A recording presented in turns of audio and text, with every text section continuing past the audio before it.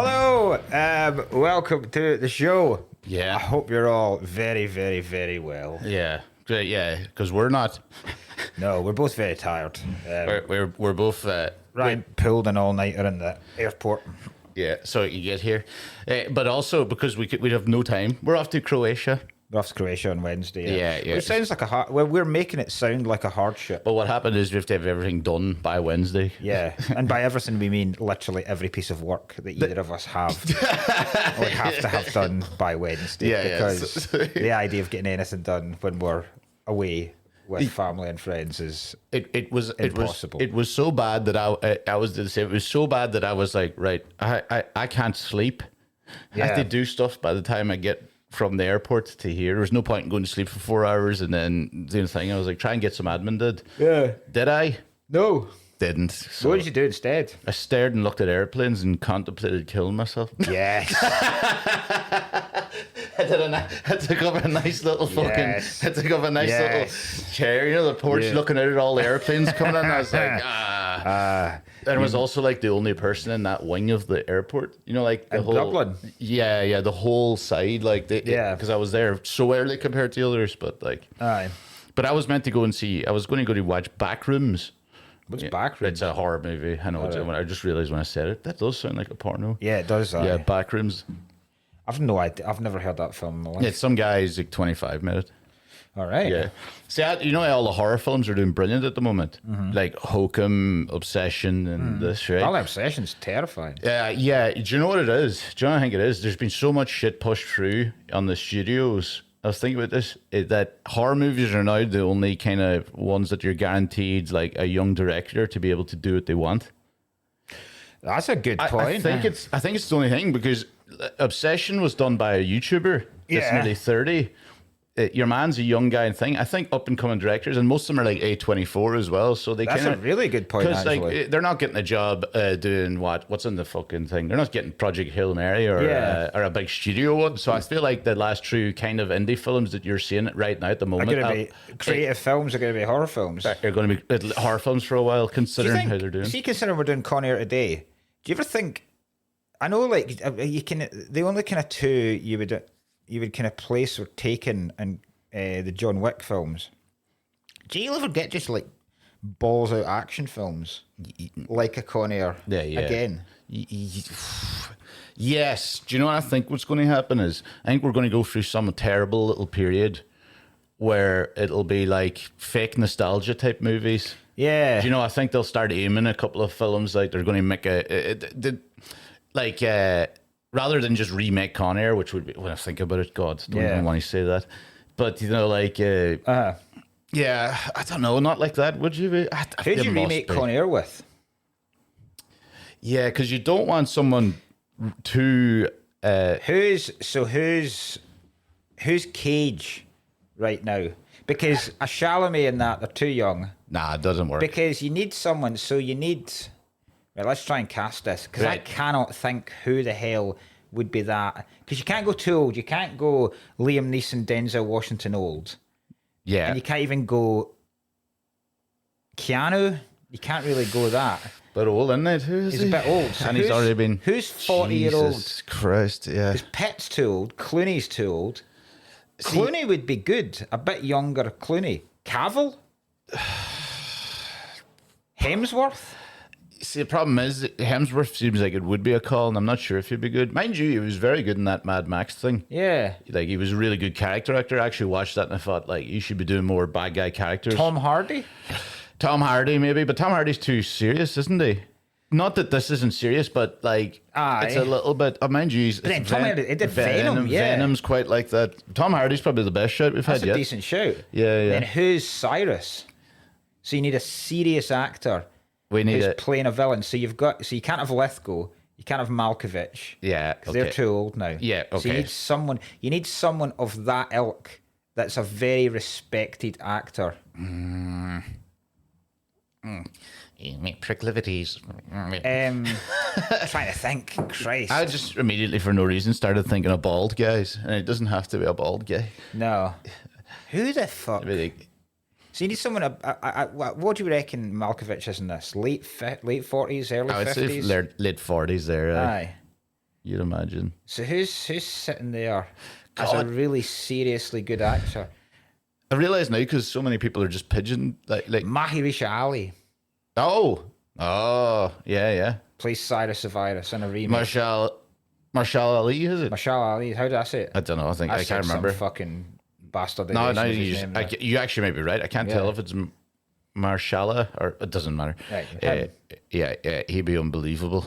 He's a good. Since they're not going to get Blade, so we have to get. Yeah. Okay. Yeah, he's a good Cyrus. Who the fuck's Cage? Do you just think that Cage is going to be Tom Hardy?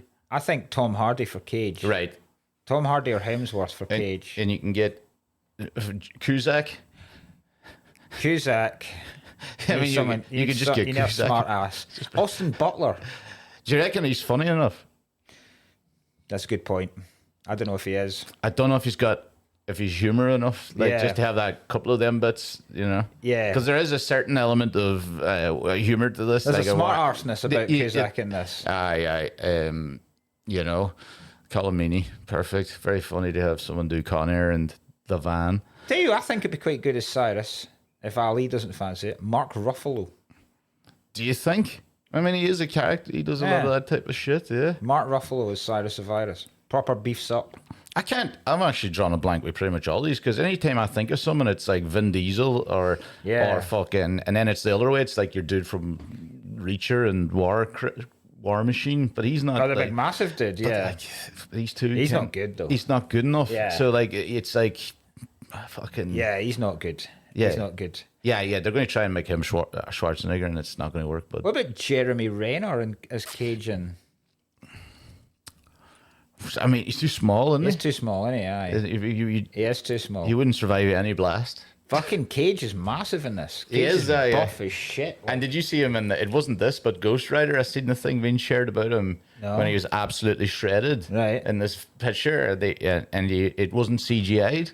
Wow. Like they absolutely did the tank up thing, and then everybody just went, Cage got CGI'd, and he goes, I wasn't. Yeah. So I decided after that I'd never beef up for anything again because it was a total waste of time because everyone just thought I was CGI'd anyway. Apparently he's got only like 5% body fat in this film. Fucking it's ridiculous. I don't even know what that means. He was working out in between like takes, like pumping iron during takes. Like apparently doing that. See that shit he does in the prison where he's like doing press ups, vertical press ups, like where he's just handstand press ups. Apparently he was doing that just in between takes. I always thought that. Do you know what I saw years ago? Right, I can't remember if I've told you this before. Do you know Miles Jupp? Yeah, comedian. I did a charity gig that Miles was putting on, and he asked me to do it, and it was in Glasgow. And in between, while another act was on, Miles was doing sit-ups backstage. Like, so it was in a theatre, and behind the curtain, that's all he was doing sit-ups.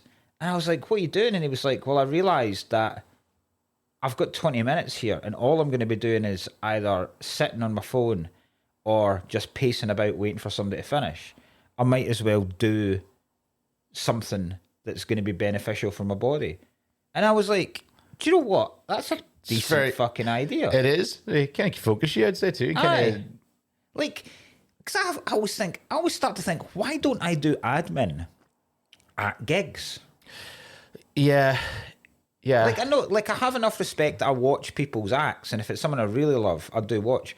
But then if I'm on with them for the entire weekend, and I know they're pretty much going to be doing the same thing, if I'm doing it in earshot of the audience, I'll know if something major's happened that I'll need to address, or if a heckler has wormed their way out, or if something has happened that can't go unnoticed. But I could be sitting there. So like the weekend, I was on after 3 acts, all doing 20 minutes. Yeah.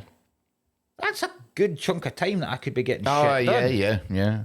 Take it as because you're at work. This is technically you're at work. Absolutely, yeah. But another good one is, and I used to do it, and I just lost the discipline for it. Writing 3 jokes after your gig. That's good. Because you're already engaged. The zone. You're kind of in the zone, and you know the flow, and you've already done the thing, and you've already kind of got the thing. You've got a bit of confidence. You've actually accidentally warmed yourself up a bit. When Absolutely, yeah. And it worked great for ages. And I still, to this day, keep going like, oh, I must get back into that. That's going to be beneficial. Yeah. And I've never fucking done It's it. just that whether you can be arsed. Like, people that will go home and edit clips immediately Yeah, when they I've finish tried. the set. So Tried. Oh, no, fuck that. Yeah, I think usually... just go back to a hotel room and immediately, like, they've obviously been filming the gig that night. And then they'll immediately download all the footage and then start editing a clip out so you can get out. It worked very, very well for topical stuff. Like if you needed it out the next day, then fair enough. Is it like... I get the topical thing, but usually also like the next morning would be fine. So I can't tell if they're just like, again, flipping their day. I was thinking about doing this, right? So I keep getting up, right? And I have to, everything I do has to be fucking blah, blah, blah. Like scheduled basically, or I'll lose my mind, right? So I'm like, there's like 10 bullet points, right? And I try to get up at a normal time, right? Feel at it. I'm already behind a little bit. Yeah. Then I'm trying I get away with the admin before the writing. I do everything possible before writing, which shouldn't be the way we're doing it. Yeah. Like I do everything. I'd make sure this is right or do a thing. Kind better do this. Unless absolute everything is perfect. I can't write a fucking joke anymore. I know. And it's not the way it should be. No, like, it's not the way you should be constantly doing that. Just anyway. And I wonder if, because of the fact I'm a night owl anyway, should I just actually be changing my thing and fucking about during the day and getting things done like that around the house thing, and then just being like, well, you actually do fuck all anyway. Now, when do you sleep? My normal time it would be. It would still be like 2 a.m., 3 a.m. Right, okay, yeah. So like... I'm going to shift my chair, sorry, quickly. Yeah, so, but like, it would just be like going to work. I should just basically start my day at like, work day at like 6. Do a couple of things, go in, do your gig, come back, and either do it during the gig or after the gig and come back. It is a good time. I actually do fuck all at gigs and then have a... I just realised it the other night, the amount of wasted time just either stressing about the gig that's about to come, just pacing about. Yeah. There you go. One thing that was good, I was doing a comedy store this weekend in London. Oh, class. And it was touch and go, like, because the Arsenal game went to penalties.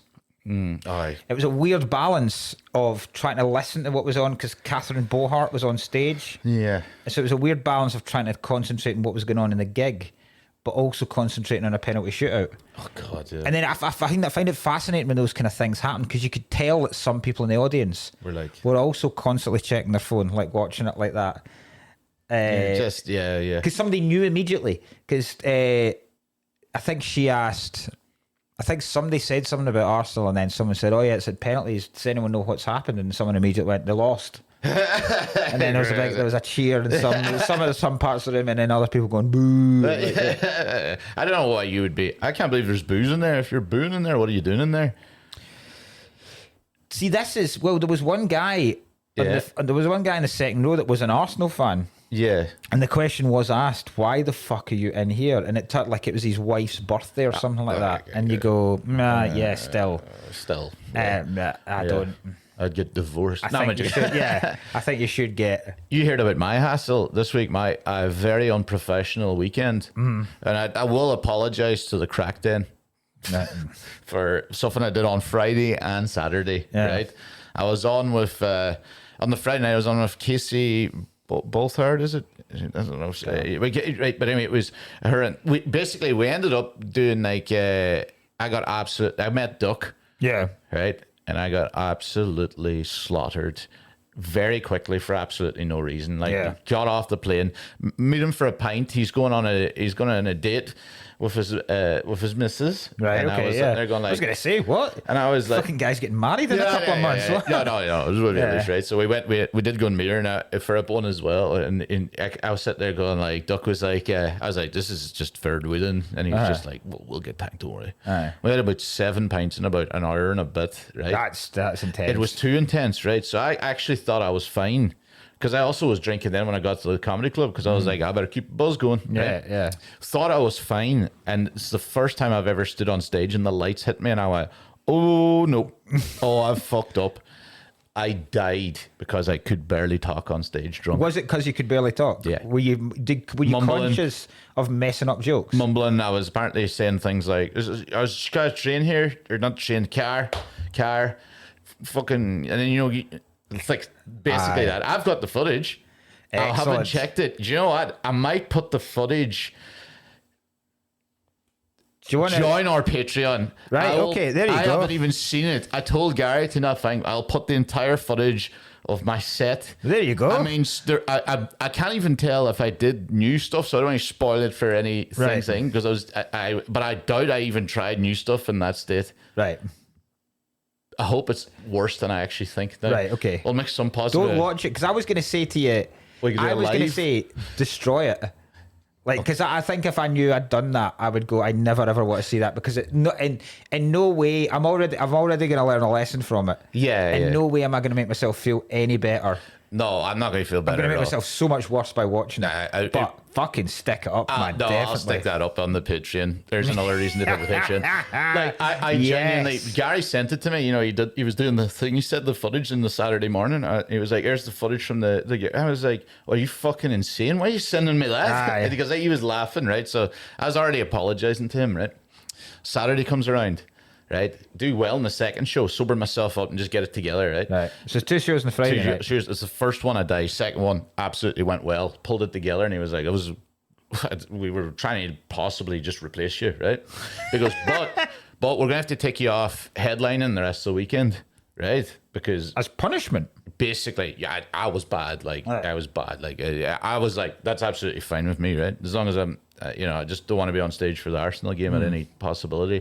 He's like, it starts at 5, and I was like, this could go to penalties, because more likely we're going to have to fucking do exactly what we did, like Aye. fucking park a bus and try and go Yeah, for a draw, right? yeah. So he was sitting there going like, so next thing, right, I'm up. I watched the match with Killian Sunderland and Duck up in.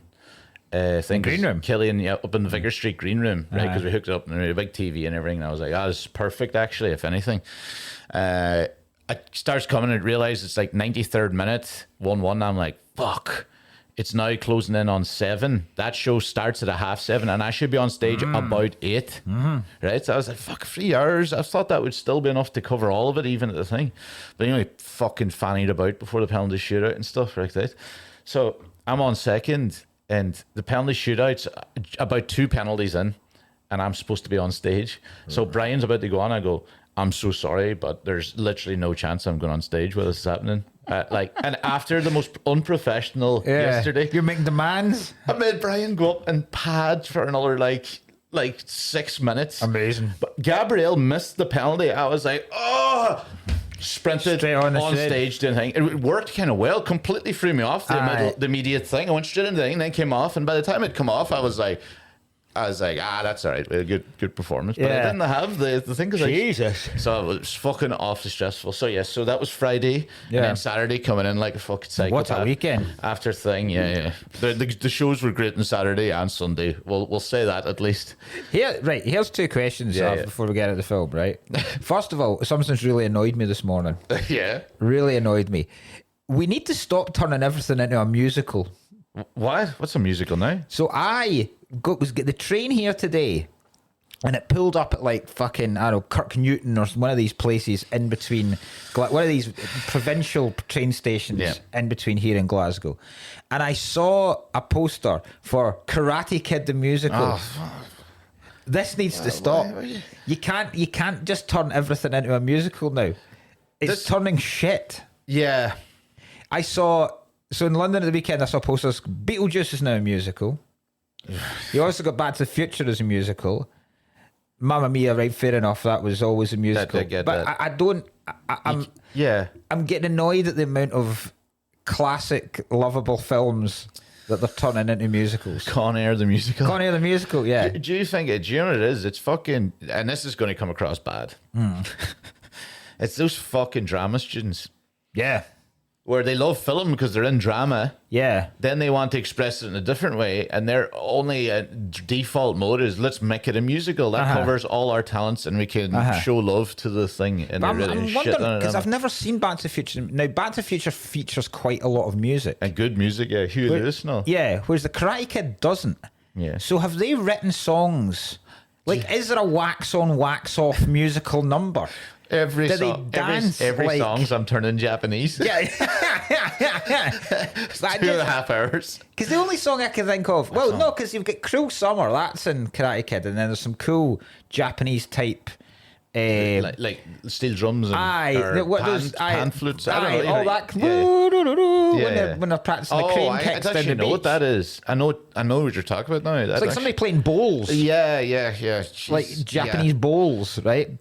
And then there's you're the best around, right?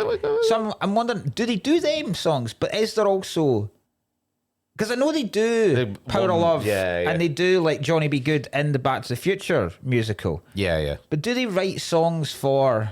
Every drama school's got his Swayze, and I reckon he must have like license to write one or two himself, like one or two originals that he. Yeah. That's so funny. And then I was starting to think on the way here, the worst film, the most inappropriate musical film, and you're not allowed to. I was going to preface it. We're not allowed to mention 9/11.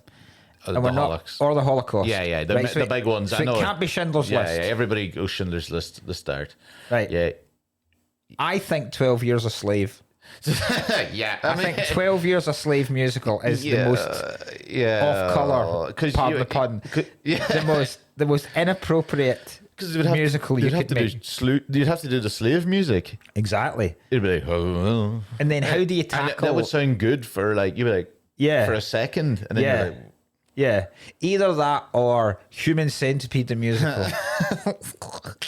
And the reason why Human Centipede the musical is because you'd have to make the costume. Oh yeah. So you know how in like pantomime they've got someone as the front and the back of a donkey. Yeah. In the Human Centipede, the costume department would have to make the arse sewn to the mouth costume. Why am I doing it on a fucking leg? Yeah. Sewing lips around an arsehole. Yeah. Do you reckon every song on the Human Centipede thing would be that? Remember that Chacarone song? The middle guy's trying to sing. Yeah. It's the Crash Test Dummies. Perfect. Can't believe I went for Chacarone. There's one right there. It's the middle of the Centipede solo. That'd be great if they try to make the music pass along the arse to lift. Like, and then the next guy kind of goes. That would be great. Now I'm actually thinking it might be unbelievable. It's not bad actually. See, I was trying to do things like like Philadelphia, My Sister's Keeper, but like that's just Rent. Yeah, which is all about AIDS, isn't it? Yeah, no. Shit, we've all got AIDS, isn't? No, that's a mockery of it. That was the South Park, wasn't it? Yeah. I think a drama like that would be much easier. You'd need to tone down because you can still make a musical and still make it dramatic and heartfelt, like American Sniper. Yeah. But then I was thinking, like Commando the musical would be fucking class to watch. Yeah, there is a certain element of a guy being Arnie. Look, we laughed there, but Con Air would also have elements of humor, but like it would. Commandos.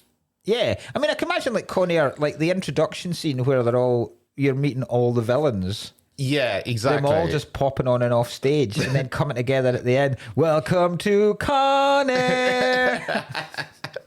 Fuck's sake. So yeah, we stopped musicals, and my last question is, because this happened in an incident. Now I went to meet our friend Barry, who lives in a place called Claygate, which is just outside London on is it really? Claygate. That's a terrible name. I kind of like it, but Claygate. Surbiton it's near. You might have heard of Surbiton. I have. So went down there. What's his address? It's weird as turning up to. So went down there, had a lovely day out with Barry and his wee girl, and then his fiance came along, and then I had left it plenty time, right? So show didn't Comedy Store didn't start till 7:30. 20-minute train journey. I left his at 5:30, and I was like, right, gets me straight in. I'll be at the Comedy Store for 7:15, 45 minutes before the show even starts. I'm not even on first. Grand, right? Get on. Suddenly the train starts going slow as shit and then halts for ages, right? So I ended up getting off the train at 7:30. Oh, God. 2 hours later than when I got on it, right? To the point where I had to phone the guys at the store and say, even if, because they weren't letting, because we were trapped between stations, they weren't letting anyone off. You couldn't even so make people it. are losing their minds by going, I need to be somewhere. Like, at least if you let us off, I can get a taxi. But I can't. So by this point, I'm like that, right, I'll need to do this. And then I'm looking, I'm like, this is 50 quid now for a taxi. And I was like, I'm not going to get this back. The guy kept going on, remember, you can delay repay. You'll get a full refund. And I'm like, I've paid £7 for this train. Yeah. It's not about that anymore. It's about the fact that it's now going to cost me an extra 50 quid to get to my work. But then it gets to the stage where I'm phoning them going, look, even if they'd let me off in the middle of this track here and I run to the next station, even if I get in a taxi, I will not make it on time to go on stage. Right? And then, as it turns out, it worked out because... And this blew my mind. So this one incident with this one train, and I'll tell you what, the reason I'm asking you the question is I'll tell you what the incident was in a minute. It's through the entire London network off. Like, there was so many trains trying to get into certain bits that everybody lost their slots, and then it was until 10:30 that night still catching up. Fuck's sake. Right? And I was like, seriously, the busiest rail network in the whole country was thrown by this one the most fucking efficient train. Yeah. But so because of this, no one could get to the gigs. So then they're like that, right? Eleanor Tiernan can't get to her gig, so she can come and do your gig at the store because she can get there. You could go and do hers because it's in a theatre that we've realised is only 20 minutes in a taxi away. So it actually worked out okay in the end. We all got to do our gigs. Everything was fine. No shows were disrupted. Stressful. Jesus. Still cost me money in that taxi. Yeah. And I didn't get to do the Comedy Store on the Friday night. Yeah. But the reason was someone was hit by a train. Yeah. Right? Now, forgive me if I'm wrong, but 9 times out of 10, someone hit by a train is not an accident. Yeah, right? yeah. It's a suicide attempt. Yeah. Obviously, considering what I've done, I have sympathy for people who are suicidal. Yeah. At what point do you stop having sympathy and start getting angry? So I had this. I had the very similar one. I don't know if you remember, I don't know if I didn't. It was about 4 or 5 years ago, and I was before actually. You know, it was pre-pandemic anyway. But somebody, when I was trying to get back here for Christmas in Stansted, we were going. We were trying to get the last train back, so I'd be here basically maybe for Christmas Eve or something like that. I think it was Christmas Day even, right? Somebody jumps off in front of the Stansted Express. Stansted Express, we're stuck like that. We were stuck for 3 hours. Our entire carriage was in tears. Because they're missing the flights home for Christmas. It was all Brazilians and Chinese people and Mexicans who couldn't even they were just like, we can't get the refund. We can't go home for Christmas. We've missed Christmas thing. I actually was just like, fuck the cunt. I just feel like, of all things, I'm like, there's other ways, and just do the other one of another ways. That could really fuck up. You could have caused 5 more suicides. Yeah, this is where it becomes. This is where it starts to creep into selfishness. It is selfishness, but like in that case, it really changed my perspective, because I actually was the complete opposite. But when you have like people in tears because they can't find their thing, I was like, you actually could cost another one, including that driver. Yeah. You know, like, I'd just be like... I mean, I know what it's like to get to that stage where you go... Not thinking, I genuinely can't see any other way out, right? Yeah. But I do think a small part of you needs to have some kind of consideration for how much you're impacted. Because, but then would you? Because you're already not considering how it would impact the people that are actually your family and friends. Yeah, you're not. So strangers aren't going to make a fucking blind bit of difference to you. Yeah. But it causes so many problems. You're right. You're not in your right mind, I suppose. Is the main point. It causes a ridiculous. Because I mean, 3 hours must be the standard time it takes to clean someone off a train track. Because see, if that was my if you were the clean-up crew. Yeah, I would quit. I cannot deal with this. I hope they are paid outrageously well. I don't know. They must be, do you know what? I reckon they must be war people, army. I've got a friend, Chris, you've met, right, who works for the railways, right? and one of his first jobs when he got it was him and all the folk he worked with had to clean cows that had been hit, that have strayed on like country rail tracks and been fucking mullered. Oh my god! And then the thing just explodes. But then everything goes up in between the bolts, in between, and that needs to be taken off because it's just going to get rancid. It's going to go off. Then you've got fucking other animals trying to get to the rotten meat. Jesus. So they had to hose bits of cow out of interest. I mean, the worst. Do you know one of the worst things you can do in life? See if you've got trainers on, and you step in dog shit. That is now. I remember this vividly. Because it goes into the grooves. Yeah. Now you'd probably just use a hose or something like that. But I have been in that scenario where I've had to dig it out of the grooves with like a butter knife. And it's one of the worst fucking things you can ever. The only worst shit scenario I've ever had was one day when my daughter shit in the carpet, and I had to because we were like, well, this fucking thing. It was cream carpet. Yeah. And I was like, well, it's not going to get cleaned, and there's not enough. It's not gone ingrained enough. So I got nail scissors and individually cut the shit stained baubles out of this, because it was quite a thick rug of carpet, and I could see like if I gave this a trim, I could get it out. But that's a horrendous day. Individually cutting off threads of shit. It's a bad day. Fuck's sake. But I reckon cleaning humans. A human person out of the rail tracks would be the worst day. Me. Big respect for them. Oh, massive. Like, Jesus Christ. Yeah, that's a grim job. Especially, like, if it was Christmas Eve. So this day before Christmas. Or was it Christmas Eve you were actually supposed to be flying? It would have been Christmas Eve that happened. Christmas Eve it happened. That's not what you need on Christmas. You're already angry you're working on Christmas Eve. And then you've got that to deal with. I don't know. Yeah, it's just, that's true. Yeah. So I just think it is. I suppose we're saying like that is an incredibly dangerous, obviously dangerous, but like thing for other people. But I suppose the main thing is most of these people are not literally thinking about anything else. They're not. So, but they should. I'd like to feel like I'd go for a lake. Yeah. Or gun. See, I think we've talked about this before. I don't know. I would like a really cool way. An explosion. The ideal way is going out and it looking like an accident. That's the ideal way. No, you said this, yes. That's the ideal. If you can make it look like an accident, but you know yourself. It's taking such a dark you turn. know yourself. You know yourself the outcome. Yeah. But then the aftermath, people go, "Oh my god!" Because you still get to go out. You get to go out without anyone hating you. Yeah. Right? Because quite rightly, your wife or husband, if you left, especially if you get children, if you did away with yourself, they legitimately have a right to hate you for the rest of their life. Right? For the burden that you've put on them and what you've taken away from the kids. If you manage to make it look like an accident, however, you still got to go out. You almost get to go out like a tragic hero.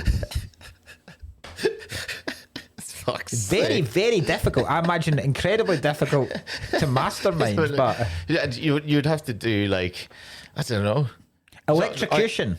Orange in your mouth with the. No, you can't. You can't do anything sexual. Yeah, no, definitely can't. We already done this with the electrocution. I think if you can make if I was up. How many people do you know electrocuted? Say I'm up, right? Yeah. Say I'm up decorating the house. Yeah. Christmas. We've got Christmas lights round the chimney. Yeah. I'm up there, and I go, oh, fucking one of those bulbs has burst. Right, I'm going to go up and fix it so that Christmas Day is perfect. If you could maneuver it in some way that you fell into a pylon or something like that, and electrocute yourself, you go out a hero. Do you not think a tragic story? But you'd go out with respect. What's going to happen is they're going to come to your family and they're going to be Mark's falling into a pylon, and they're not going to be thinking like, "What the fuck was he doing?"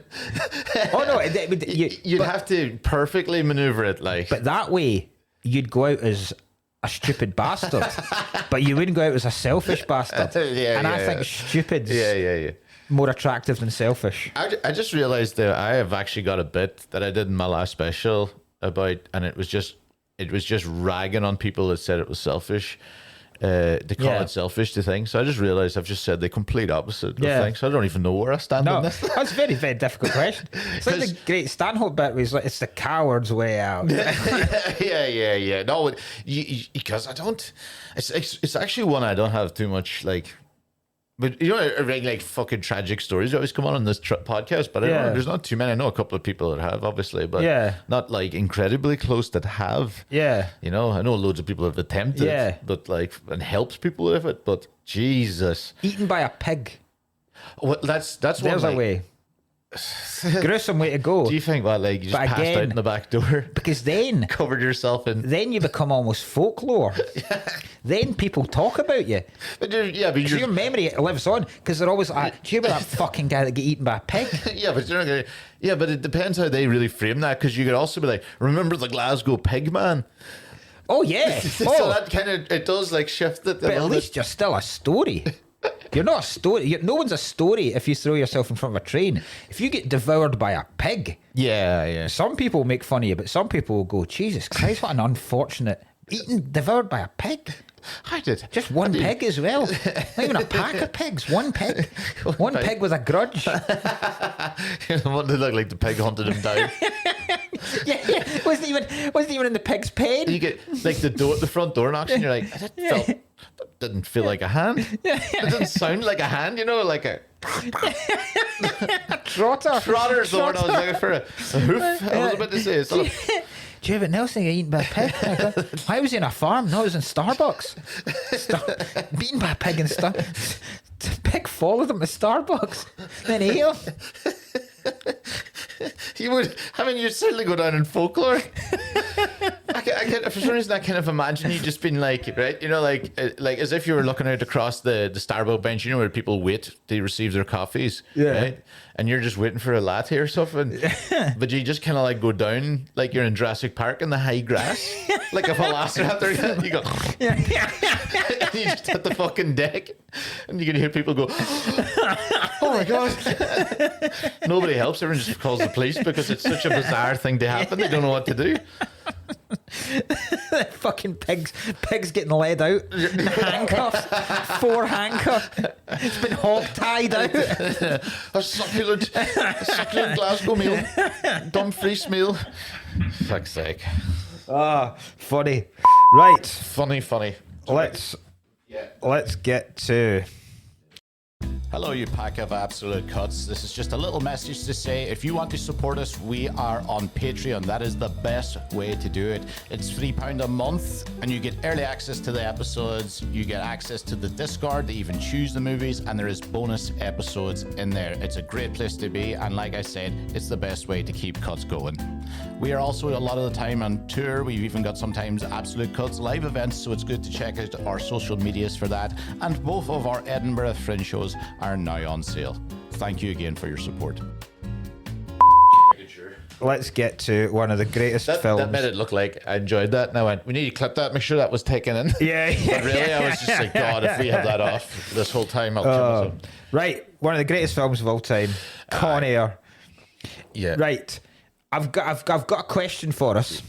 Start with a question to do in Patreon. Okay, right. Because it's Patreon. too big a discussion to have just in an episode, and it will last us too long. Yeah. The question is going to be, is this in the top 5 action films of all time? And is there an argument to be made that it is the best action film of all time? It could be, like. Right, so let's save that. I've got it, yeah. Right. I've got that. That's a good one. I've already know my answer for that. So the question, I know some of them, but it'll be interesting to have the conversation. The other question is this the best of Cage's 3-film action run?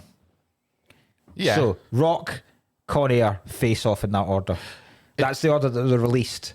Which order do you say is best, second, I and third? believe, and I am, like, John Woo's one of my favorite guys. Yeah. Of all time. Guys. One of his favourite guys. One of my favourite guys. Me and John Woo. I think this is better than Face Off. I agree. I think it's Con Air, Face Off. I think we both agreed The Rock's third. Yeah, definitely. and I think this is better than Face Off. I think it is, yeah. I think it's like I have them both down. I'm pretty sure it's 5-star. Yeah, but I would choose this one. I think, and it's kind of like funny because I went through like I hadn't seen it in a long time, and it was like one of those things. Imagine if you watched Die Hard again after 14 years. Yeah, you'd be like, oh fuck. You kind of like Jesus, that's you know incredible. about your thing, right? So I actually got this. The fucking TV's upstairs, but I got it. And that night I watched it when I got it, and I had already reviewed it at 19th. I watched it yesterday. I'll tell you how I watched this. It wasn't ideal, right? But so I watched it May 19th, and the thing was like, if I had to choose about never seeing my family again and never seeing Con Air again, I'm choosing my family all day long, and it's not even fucking close. yeah. I was just like, right, okay. And then it doesn't drag for a second, this film. It's the most entertaining film. They even managed to find entertaining shit going on when he's writing letters to his daughter. What should be the most boring part of the whole film. There's still what looks like the most mental prison riot I've ever. What the fuck has led to that riot? The whole place is on fire. Unruly. There's hospital beds on fire. There's rags people hanging from the roofs. People are sprinting. Seems to be no people. No. Everything's But all burning. hell has broken loose in this prison. And Cage is still writing, and then just turns around and puts one hand over his ear. That'll help him get to sleep. There's fucking mayhem. It's the last days of Rome outside his cell. It was the most. And he gets a good sleep with one hand over his ear. Yeah. This is like a really good Michael Bay film. Yeah, it's like if he did it right, Michael Bay's like I know Jerry Bruckheimer. He does this whole fucking it is all basically the same shit. You can see the kind of like some of the prop kind of stuff, especially looks kind of like a Michael Bay film, but. Such a simple, like the best action films, simple. But convicts take over a flight. There you go. So good. There you go. What's the film about? Convicts take over a plane. Yeah.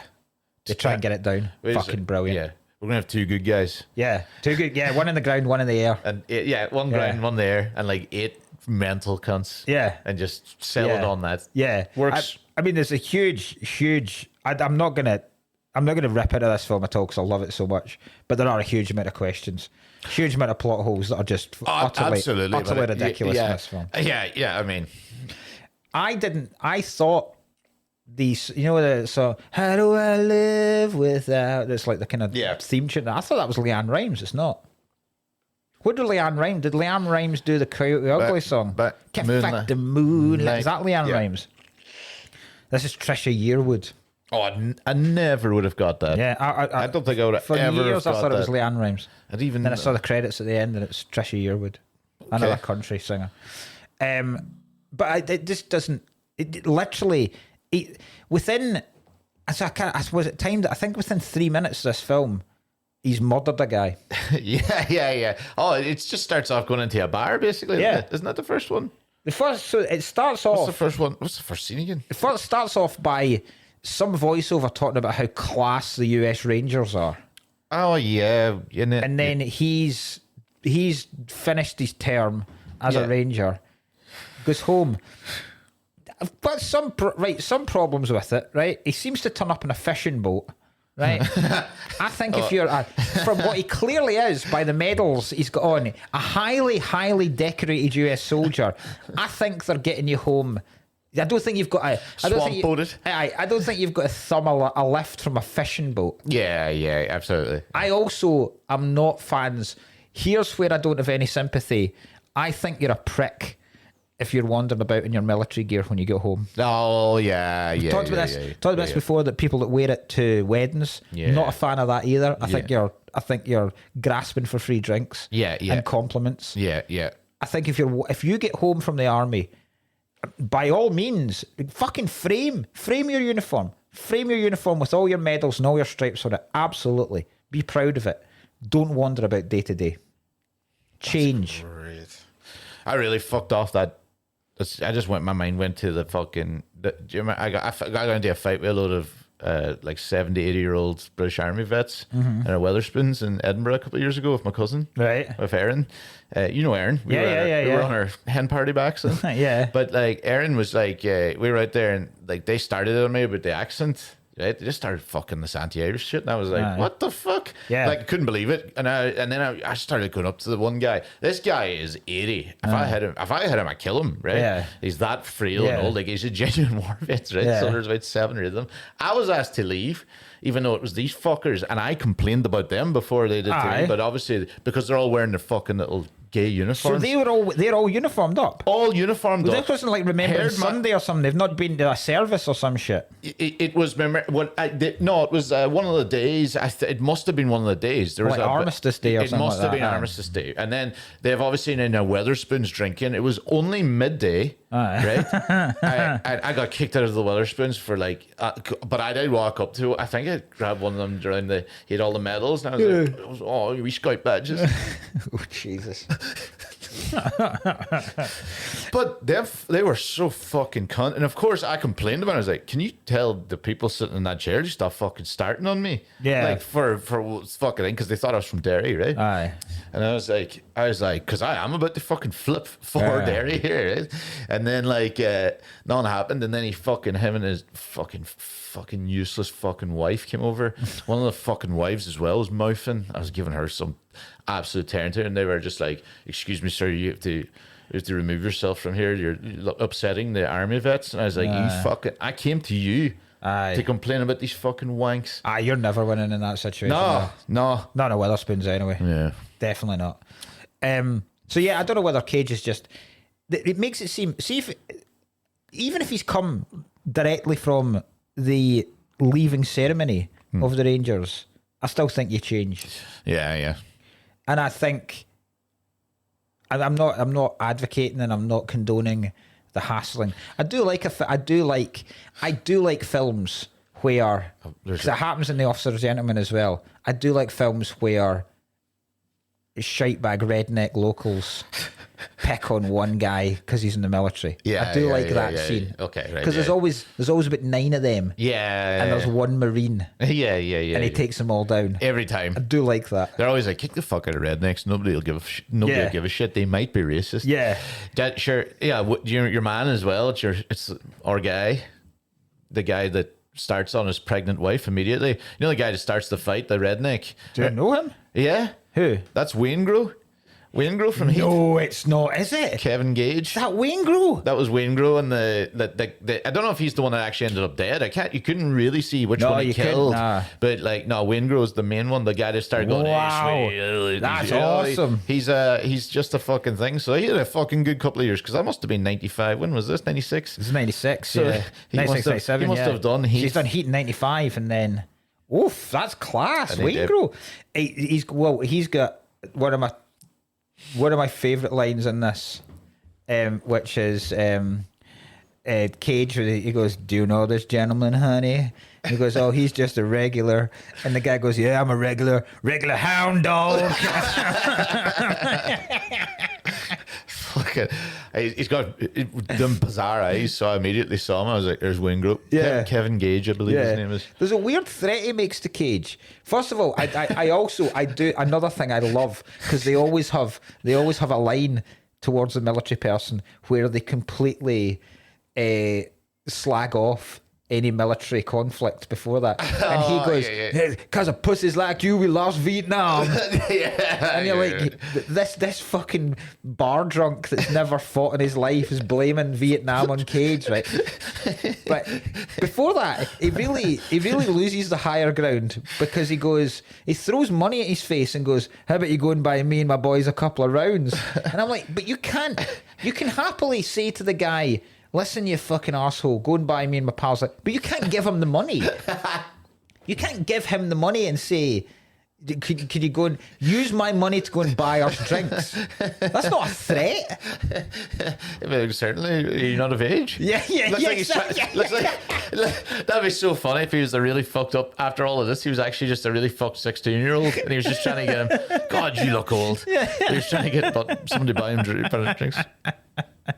That's so funny. Fucking hell. That's always been a trope, and I've always been fascinated over whether it is actually possible to punch someone's nose into their brain. Yeah, the upper hand But the kind of thing Bruce is, Lee type move. that upper hand punch is meant to be known as killing. So he actually did try and kill him. Yeah. They tried passing, but I was sitting there going like, if you hit the guy like that, and if you're the fucking ranger, I'm pretty sure the first thing you know is that. Well, here's the main. So I'm like, did he actually? You just go. Well, here's the main question. I hope he did. I'm fine it's possible that he did because there's a bit. There's a bit before that where Cage's wife says to "Oh, that guy we thought we'd left behind nearly appeared again." Yeah. So I thought, and so maybe Cage is a psychopath that had maybe he's like, bloodthirsty. Yeah. What's his name? Cameron Poe. Great name. He could be like Route 66, Poe 66, and you go down the thing, and every time you get into a bar fight, just purposely so you can bring them outside and kill one of them. Yes. And she's like, we need to get you out of this life, man. Maybe that's why he's worn it. Maybe he knows. He knows. He's worn the uniform because he knows someone's going to pick on him. And he's got a lust. He needs to, because he's now out of the army. He can't kill innocent changes civilians. Everything, because that also changes why he really stayed on the plane. But we'll get to that. No, it doesn't it? He doesn't give a shit about the prison guard or Bubba Gump. Yeah, he's actually devastated when he sees his daughter. He's like, "Fuck, here we go." Yeah. That fun ride's over. Yeah, she better have a teacher that talks shit to her, so I can punch that guy's nose into his brain like as well. Nobody. Be good if that's always his method of killing as well. It's always the nose punch into the brain. Yeah. It's the only move he knows. Another redneck has died by this exact method. Killing rednecks. That's so funny. It's like Johnny 23, but he just gets tattoos of people's noses down his arm. Many people he's pierced their brain with a nose punch. It's like cutting off the noses like in the Universal Soldier. Johnny, fuck's sake. But I don't understand how it's so clear cut he goes to prison. Yeah, because and that lawyer, the lawyer's dog shit. but that lawyer's a very good actor, right? Is he? He genuinely is. You might not remember him. There's another guy I spot and I go, fuck me, I didn't even know. You're good at spotting these dudes. Yeah, that is. He had an absolute breakdown. He was like his name was Gilroy in The Shield. Oh, he was in The Shield. He was like the fucking thing, and he eventually ended up killing a hooker, and like they had to get rid of him, and they had to put him away to send him off to Cuba and stuff. But he's unbelievable performances in that. He's a weird looking guy, and he always plays that kind of role. Terrible lawyer, kind of like kind of run down public defendant. Republic kind of servant run down thing. He always gets, but he's a good actor, and I kind of saw him now. I went, fuck. Yeah. Well, I didn't know he made that. Like the advice of just plead guilty. Plead guilty. He says plead guilty. You'll get sentenced to 4. You'll do 1. Yeah. And then it cuts to the guy going, right, you've been found guilty. You're gonna go to prison for no less than 10 years. Yeah. You be like, what? What have you done? This is so far away from what you said I would get. I think his character name is Ben Gilroy, and if that's right, I'm gonna give myself a high five. Do you think you deserve to go to prison though? No, for self-defense. And it's not realistic because what would have happened in a real America, there would not have been a thing going. It's just self-defense. They fucking jumped the 3 of them when they were trying to get into their car. They did it in the bar, right? There's witnesses. There's witnesses. Even if they don't go for it, the guy is way more thing. It's a redneck bar. And he's in his fucking uniform, right? So like, and one of them is the woman that works in the place. Yeah, I think he wins this case. Right. So I agree. Right? So and in real life they went in there and they're like, because you're a ranger, you've got deadly force, so you can't be tried as a normal person. I wish they did that in America. They would have actually just went, oh, you had an army? I don't care if you raped that black child. Yeah. Like, that's the actual. This is what I think the US military would step in. It would have been give them the absolute best, and you put that out in the press. US war hero. Kills man in self-defense because it's 3-on-1. One of them's got a knife, right? Everyone's seen them hassling him in the bar. The wife sees the whole thing in the car. That fucking guy that owns the bar clearly has seen a lot of shit as well. Yeah, it doesn't seem as clear cut. They're the only sober people. He maybe gets some sentence. They're the only 2 sober people. Aye. Everything. Yeah. He's like the easiest case in the world. That lawyer doesn't even. He maybe has to be punished in some way. But manslaughter seems like, suspended. Yeah. And also, right, I get that he's being tried differently to other people because he's read, like, it's like the Mel Gibson thing where you're, and like Bruce Lee talks about it, it's in Once Upon a Time in Hollywood, where my hands are registered as deadly weapons, right? My God. But why is he getting tried if he's been now honourably discharged from the military? Yeah. Surely he now ceases to be under the separate laws of the military. He's not a ranger anymore. He's a civilian now. Yeah. So when do you stop? Does that mean from now on you're tried as a soldier just because you've been in it? No, that's actually bizarre. I don't know. I think it's a bum rap. Yeah. I really do think he's been given a load of shit here. Yeah, Cameron Poe got really shafted there. That lawyer really fucked it. Yeah. It is quite funny, though, that they kind of met him, because I'm telling you, he plays that character all the time, the shite kind of washed out guy. And it's so funny that he just kind of went immediately. They didn't even, like, spread any time amongst it. I love Connery. They get straight to it. They just went, just take the rap, you know about the thing. Yeah. And then the next scene is literally the gavel going, 10 years. Yeah, 10 years. Yeah. He didn't, but you're saying he didn't actually look at him, because you'd just be like, I'd be furious.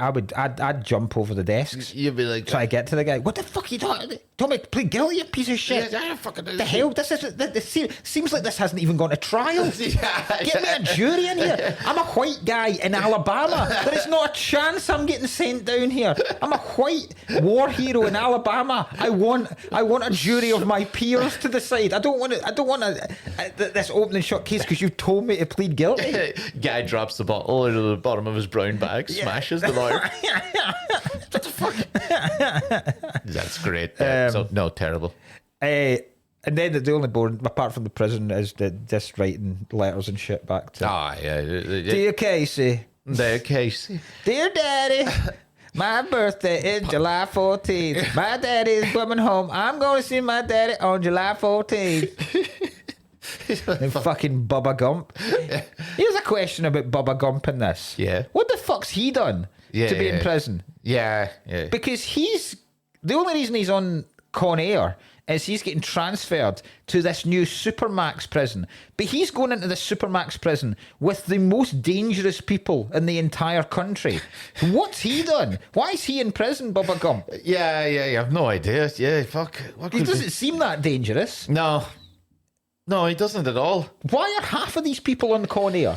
I mean, some people just seem to be getting. Why is Cage on fucking Con Air? Just getting a ride back, and I'm like, that's a mad thing to do. If you're putting on the most famous killers, he's just on his pro. We're going to put him on the ride back. Yeah. The fact they just went, they're running through. Even the police, they're all like, he's just a nobody. And I'm like, no, he's not. He's also a murderer. Yeah, that's what you have him down as. Yeah, you've got him down the same as what Dave Down Chappelle for. Yeah. It's just murder. Yeah. You can't just be like. It's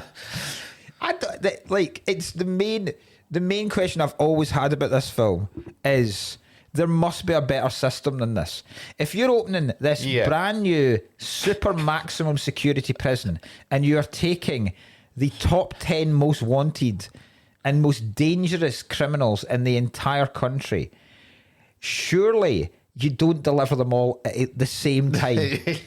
Surely you do one a week. One a week, right? You take Cyrus, but you fill the rest. If you're adamant you're transporting them by plane, you take Cyrus the virus, but the rest of the guys are just in there for fraud or tax evasion. Right? Just regular Joes, and you keep him way up the back in one massive fucking cage. You don't have every super criminal in the world on the one plane, and then stop off to pick up more mad bastards. That's right.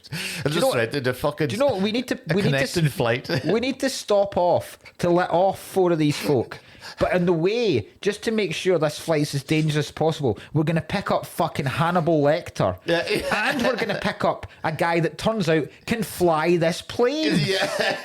And the son of the most wanted drug dealer in America. Let's get those 3 boys in the connecting flight. And he goes, and you know what I would know? Say the guy that's meeting them off the plane. I would make sure that he recognizes the face of Cyrus the Virus. Not to be completely thrown off by just a pair of goggles. I'd be like, that's Cyrus the Virus. That's Danny Trejo. What kind of guard? No guard's ever going to look like Danny Trejo. No. His face is burnt off by cartel scars. What is it that how is it that Cyrus the Virus? Bag him. Yeah, how is it Cyrus describes him? It was like, I heard you some trouble up there. He's like, what's he? Like, bunch of shitters and quitters or something like that. He tries to talk like he's like a cop. It's actually quite funny. Bunch of shitters and quitters. Oh yeah. There's only two characters in the whole of the. I don't like Bubba Gump. Right. I could do without that entire storyline.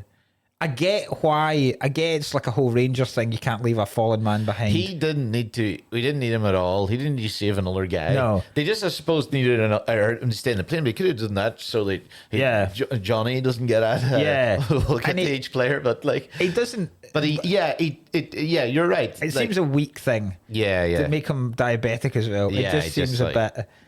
I don't. Give it a shot on the plane with all their supervillains. Right? No, you would have it done in the. I don't think human rights. If this guy's so diabetic, which he clearly is, because he pretty much goes into catatonic shock when he's not had it. If he's that diabetic, he's not getting transferred in this plane. If they're taking him in an ambulance. Yeah. That's what they're doing. Yeah. They're not. But apart wouldn't have like one vial. Apart from Bubba Gump. Trejo's character is possibly the most evil person of all time.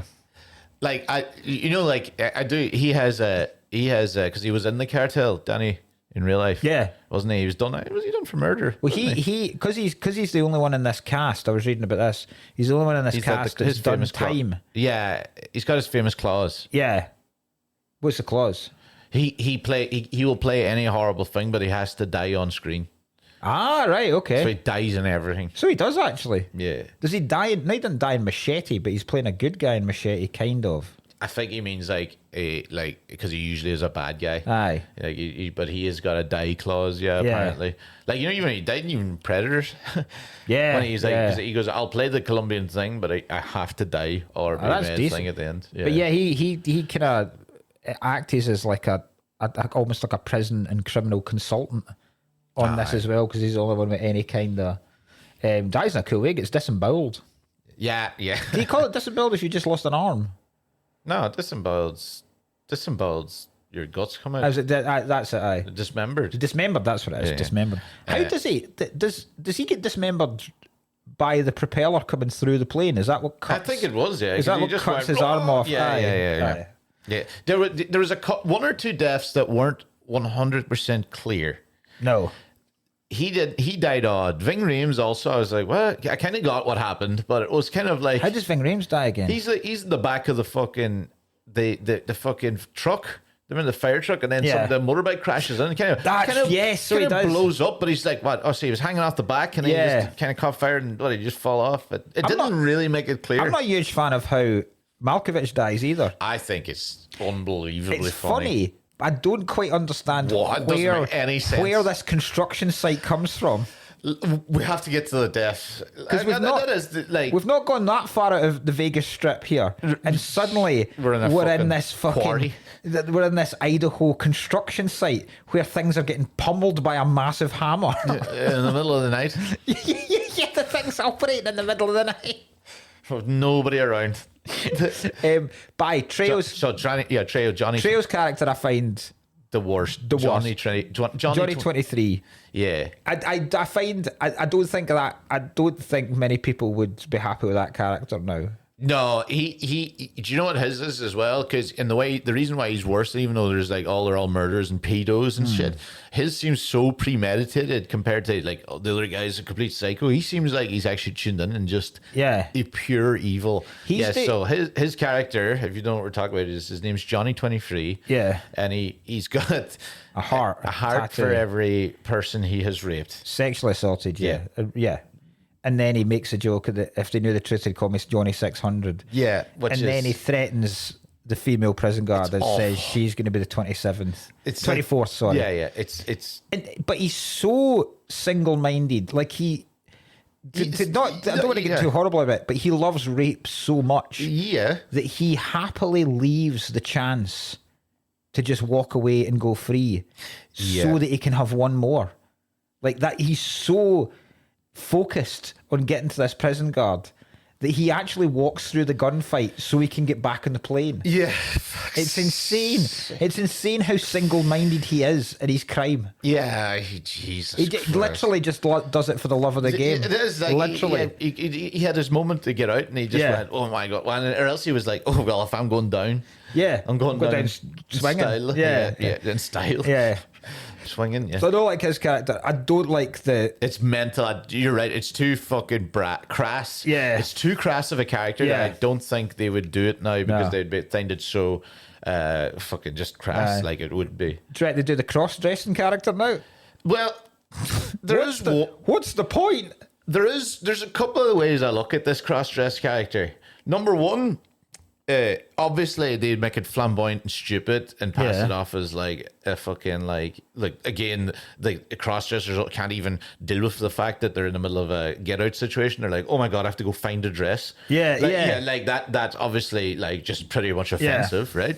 But I will say is they all address her as her. They all like her. This is very true. They don't think even Cage doesn't punch her. That's true. He slaps her. Yeah.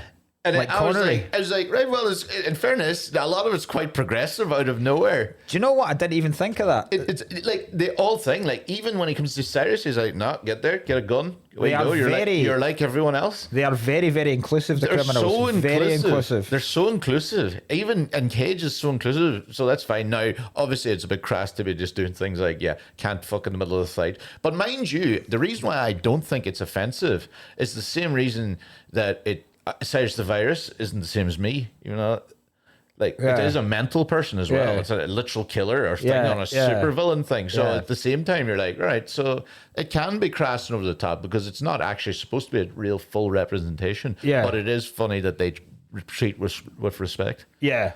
But then again, they didn't really, but I also think they didn't have, like, was the person trans or just a cross-dresser? I think just a cross-dresser. But I don't know. It's hard to know. So it's another thing, I suppose, that adds layers to it. Let's talk about all the criminal because I love. We've talked about this before. I love scenes of teams getting put together. Yeah, that's where people are going around the country and just finding guys to put in their team. Love that. MacGruber, funniest one ever. Yes, I love the way all of them are introduced here. I love Cusack just delivering the picture on the screen and they're scrolling down on each one and he's giving their raps. It's fucking brilliant. Yeah, it's great. It's well shot as well. It's really cool. It's a great way to just do the intro thing. Really, and some of the so William Bedford, brilliant. Billy Bedlam, such AKA a great Billy Bedlam. Yeah. Probably, I reckon. Well. See, Cyrus the Virus, Johnny 23, Diamond Dog, the Marietta Mangler. Like, I mean, fucking great names. So, Billy Bedlam, his crime, came home, found his wife in bed with another man, left him to finish, drove 4 towns over, killed his wife's entire family, including their dog, as punishment. Fucking psychopath. Yeah. Right? Ving Rhames, Diamond Dog. He's a black militant. Yeah. Is he a terrorist? Yeah, this doesn't really make sense. Because did he blow up a? This feels like there is strong Republican and Christian undercurrents in this film, as they would say, right? Because there's no way a black nationalist would actually be taking this. I know they try to get around it by just saying, "Oh, but when my time comes, I'll be the big dog," and I'm like, fuck off. And then they're kind of pitching him as like a complete up terrorist, which would be kind of like now, somewhat would be like watching a film and they're like, look at this terrorist. He was the leaders of the Black Lives Matter movement. Yeah, and that's just what I'm So it's kind of pitched a little bit wrong. So he must have, hopefully it's a mad member of that. But if that's the crime and they're I'm like, oh, is this some sort of thing? Like, yeah, I wonder what is, unless they've made up a militant, unless they've made up an actual terrorist organization. But it didn't really, they didn't really pitch it as that. No. So Nathan Diamond Dog Jones Right, let's see. Imagine. So his crimes include mass murder, robbery, hijacking, terrorism, kidnapping, so he's hate crimes. Right? hate crimes. This is great. So, I mean, this is just a villain's Wikipedia Well, page. if that's it, but I don't know where they got that. No, this seems to be just made up. Aye, because well, I was trying to say, I was like, right, I was watching it going, all right, I have to suspend my belief here and pretend this guy must have been a mad member of that. Yeah. But they didn't just pitch it as like he was a member of the. It would just be trying to- kind of like, you know, if they had like Billy Bedlam, blah blah blah, and then it would be like Greta Thunberg, Greenpeace terrorist. And I'd be like, well, what am I? But obviously he is a psychopath. He's a literal killer, like, so. I'll try and find. The fact that he immediately tries to kill everybody still makes you feel like he obviously See, is I a don't serial think they've got what's Cusack's Larkin. It's Vince Yeah. Larkin, isn't it? killer. See, he's got. See, I've got Cyrus Grissom's here, but I can't find his one for Diamond Dog. But there we go. Here we go. Right, Larkin. Right, because I pretty much exactly described Billy Bedlam. Right. Nathan Jones, aka Diamond Dog, former general of the Black Guerrillas. He blew up a meeting of the National Rifle Association, saying, and I quote, they represented the basest negativity of the white race.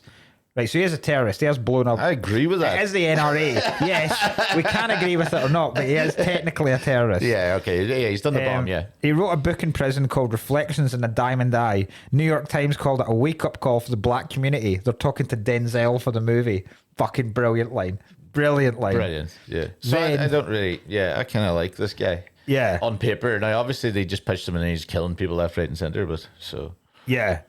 And then we get the big dog coming down. And what I love the soundtrack to this film. Yes, it was. Dun, dun, dun. Yeah. And then Malkovich steps on. Malkovich looking like a fucking badass throughout this entire thing. He does, he's great in this. And then so he comes down. This one's done it all. Kidnapping, robbery, murder, extortion. His name's Cyrus Grissom, aka Cyrus the Virus. 39 years old, 25 of them spent in our institutions. But he's bettered himself inside. Earned 2 degrees, including his Juris Doctorate. He also killed 11 fellow inmates, incited 3 riots and escaped twice. Likes to brag that he killed more men than cancer. Yes! So stupid. Cyrus is a poster child for the criminally insane. He's a true product of the system. Oh, Fucking brilliant. And then did we ever find out what Garland Green? Oh, Buscemi? His was just basically when they came in, he goes, fuck me. He did all those crimes he did up that, whatever. He was like He's murdered, killed children. He's a psycho. He's a pedo murderer. Yeah. Yeah. He said he There's did. a lot of questions I've got at the end about how they leave Buscemi's character. Because they present him like Hannibal Lecter. Like he seems to be the most dangerous person. But they said he killed. Like your man says he went up the motorway. He has killed kids. Yeah. Oh yeah. He's like a fucking pedo killer. And then he says to Cage, he's like, one girl I drove across 3 states wearing her face as a hat. And you're like, Wearing her head as a hat. We'll get to that ending too. I agree, because I was like, I find it strange how they make Buscemi's character almost like the comic relief in the end. But we'll get to that at the end. Yeah, I have a controversial one about that. Yeah, but so yeah, and we still got Dave Chappelle. Dave's pinball. What's pinball done? His was just. I think it said so. No, I feel like his had arson and robbery and like murder. I think he has a murder as well. Like I reckon but he doesn't seem to be as well like a murder. Like, but I reckon he's probably murdered someone during a carjacking or something. Like that. Yeah. Out of panic. That's kind of how he's presented. Yeah. And I don't mean that just black. Yeah. But like compared to the thing. Yeah. Pinball. I fucking love Chappelle in this. Yeah, he was good in this. He was pretty good in it. I'll just do the very quick trivia. Yeah. Right, because that's one of the first bit of trivia. Chappelle improvised all of his lines. Great. Every single line. A thing I love in film. See when anyone in a film calls another character Cochise, I'm fucking all in. All in. I love it. I absolutely love it. Says the guy that just looks like a Native American. Hey, Cochise. Yeah. And then he keeps calling him Chief. Yeah, and then he sets him on fire. It's fucking bizarre. Like, what a bizarre plan. If you get out of this alive, don't hold a grudge. Yeah. making me look like you want to scalp me. Fuck's sake. And then doesn't get back in the plane because he's chatting a woman up. Do you know what the worst thing about that is? He is actually he could have walked free there. Yeah.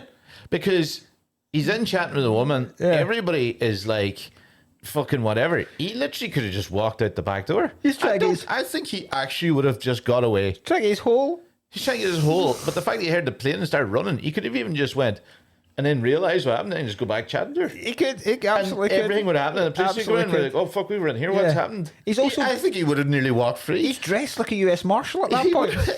He could have just, I reckon, he so could have easily just got away there. And instead he tried to run after the plane. Because that's at Carson City, isn't it? Where they're picking up the other. Yes. Because he's taking the transponder and putting it in the flight instructor's wee biplane. Yeah. So because that's a commercial. That's clearly a commercial airport because a guy's running flight lessons out of it. So he's not that far from a city. He could have quite easily just walked away. It just out the back door. Yeah. And then gets caught in the landing gear. It's so funny. This film is just like constant. Like, what would happen next? And then he gets back. And then he falls out because not fucking gets jammed in the landing gear. Yeah. Like, it's all this. And then big Native American dude laughing at him as well. Like, there's shit like that all the time. They're just like, what's the maddest extra thing we can do? Yeah. Fuck it. The hook catches a car and will fly a car away off the plane. Like, it's just shit like that. Oh, it's incredible. Yeah. They just don't give a shit about how serious this film is. That's why I love it. It is. It's a dying breed. It's like a pretty much a dead breed now. Where I know people have a different attempt at like The Fall Guy or a Ryan Gosling action comedy, but they just don't take that. This film does not take even a comedy. itself seriously in the slightest. It doesn't give a fuck too. It's just right in your face, and it's very enjoyable for it. It's like it's stunningly enjoyable for it. My favourite guy, and I texted this to you yesterday, my favourite guy on the flight that was not one of the convicts is the main guard. Oh, fuck the shit talking he gives Pinball, open your mouth. Jesus, boy. Smells like someone shit in your mouth. And then when he goes, see a lot of celebrities in there here today, but I'm not impressed. and then the guy just goes, fuck you, pig. Spits on him and he goes, bag and tag this Nazi muffin. Bag and tag this Nazi muffin. And then when Cyrus goes, oh, stewardess, what's our in-flight movie today? He's like, oh, you'll love it, Cyrus. It's called I Will Never Make Love to a Woman Ever Again. And it's followed by an award-winning short, No More Steak for Me Ever. I'm just like, yes. Guy's been ready with the zingers. I love this guy. He's only got that job for that reason. Because he's actually pretty shit at everything else. Terrible. So it's actually quite funny that he's probably in there. He's like, we need a shit talker. We need nobody that's going to crumble. We need a former drill sergeant. Basically. Yeah, we need a guy who can improv. Yeah. He goes, they're not going to get out of the chains. So Chappelle improvised most of his lines. The Vegas scenes were filmed at the Sands Hotel immediately prior to its demolition in late 1996. So the production team heard about the city. They were initially going to crash the plane into the White House. And they were like, nah, that's better. A bit... Sorry, Vegas is way better. Vegas is way better. So the production team heard about the fact that they were going to they were going to basically raise the Sands Hotel to the ground. So they went, can we just crash a plane into it instead? And they did. It's fucking excellent. Amazing. That's brilliant. This film is called something different in France. It's called Les Ailes de l'Enfer, which is the wings of hell, which is a cool title. The reason is the word con in French is a slang word for thick people. Oh. So it'd basically like stupid air. Oh no! So it's bound to be more aggressive than stupid air. The wings of hell is a cool. Wings of hell. Right, and then I've got one about... You just call it Jailbird? Jailbird's a great, That's the name of the plane, you know? It is yes. That's Jailbird. A great title. But Con Air's a great title. Like, Wings of Hell. No, Con Air's... Do not change that. I meant just... I'm going to give you all the people that were considered for both... Oh, great. Both Cyrus and Cameron Poe, right? Can I guess one? Yes. I always thought Seymour Hoffman would be good in this. He's not in it, no. I reckon he could have done a good one. I don't think he's well known enough yet. Because he's not made... he would. He would. He's not made Ripley yet. Yeah, he wouldn't have. Not at all. This is weird. When this film is broadcast in China, right, they alter the ending, right? And I was like, okay, and we'll talk about the ending now, because they try... arguably, well, we said Johnny 23 is the worst criminal. Arguably, Buscemi's the worst criminal in this. Yeah. By far. Yeah, he's the Because he's a child. child murderer, Child rapist. child molester and murderer, Yeah, yeah. and psychopath and potential cannibal. Yeah, and he's literally in the missing, yeah?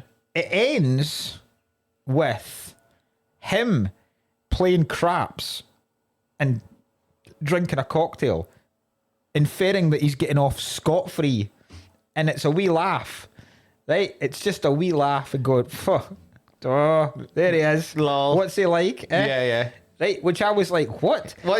Yeah. China cut that ending, right? So I'm like, right, fair enough, China. You've obviously gone, well, this is ridiculous. Letting the most evil man walk away from it. In China, the ending is instead a scene of him going back to Lerner Airfield and walking off into the sunset holding the little girl's hand. Oh, what? How in any way is that a better ending? What are they talking about? Basically inferring like, oh, he's going to go and murder this child now. I mean, it's realistic. It's real, but what a mental choice. But that's way worse than. So they filmed the scene when he has a wee tea party with her in some abandoned swimming pool. So I don't want to say that this kid deserves it, It's annoying. but does. The parents certainly do. apparently- Where are they? Off an army airfield, there's a child playing in an abandoned pool With broken crockery. with broken crockery and a life-size, dirty, naked doll. With nobody in sight. Where the world's most fucking rampant pedo was able to just walk over and sit with her and have a fucking tea party. Yep. And nothing. Nobody comes to check on her. I was like, this is. Yeah. That poor girl. Yeah. She is annoying, but Jesus. Yeah. Right. Here's the. And why does he let her go? That doesn't really. It doesn't ring. It They're almost. doesn't make sense. I wish They're almost trying to say that Garland Green's been rehabilitated and doesn't have any hankerings anymore for. But even he's kind of, because when she goes, "Are you sick?" and he goes, "Yeah," and she goes, "Are you taking any medicine?" He's like, "They don't have any medicine for what I have." Yeah. And he's still he's still boasting Yeah. to Cage about. Yeah, he still. Yeah. So I don't Doesn't understand. scan. It basically just doesn't scan. Yeah. I could do without completely him wandering into the. I could do. See what would have still made him still psychopathic if all the time during the boneyard fight and the explosions and shit going on outside, if he'd just sat there completely still on the plane and not reacted to any of it, Yeah. you're then still going, this guy's a fucking Or lunatic. even if Cage sees him. Yeah. And just does something, whatever Yeah. scene, like. But I don't need the. But I didn't need that, and then just to have like some sort of fucking Christian Bale, Michael Caine ending, yeah. like in The Dark Knight, where Yeah. they paid two fucking child rapists go. Right. Here's the choices. Here's the people that were considered for Right. Cyrus. Right. Just say say better or worse. I don't know Right. if we get better. We could actually. Okay. Chris. Kevin Bacon. Worse. No. Alec Baldwin. Worse, but that's good. It's interesting. It'd be interesting. Clooney. Too early in Clooney's career. Nah, too not menacing enough looking, kind of. De Niro. Yeah, I mean, yeah. It's interesting. Yeah, it's a hard one because he's such a fucking stupid character, you know. Yeah. Proclivities, and I was like, Yeah. he's fucking retarded. But Michael Douglas. that's kind of fun. I mean, there's a few here I'd love to see. Yeah. You know, I'll go with worse still. They get more mental. Okay. Richard Dreyfuss. Way too old. No. Gandolfini. Could. It would be different. It would be different. It would be so different, but Yeah. really good because he's so tense. Yeah. This is the one I like. Ed Harris. Oh, Ed Harris, I actually think might be better. That's a good one.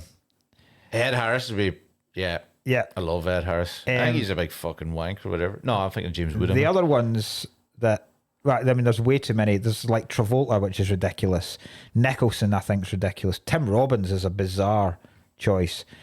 Here's the ones that I think are interesting, right? Sean Penn. Oh yeah, That's that'd interesting. be fun. Yeah, I'd like to have seen him in it. Ron Perlman. Yes, Hellboy. looks like him. Looks Yeah. like it. Of the era as well. The one that was nearly it, Gary Oldman. Gary Oldman, brilliant. I mean, he's Gary such Oldman's a, too much of a good character actor. He would be mental back then too. Then has Gary Oldman not kind of played Cyrus already in Air Force One?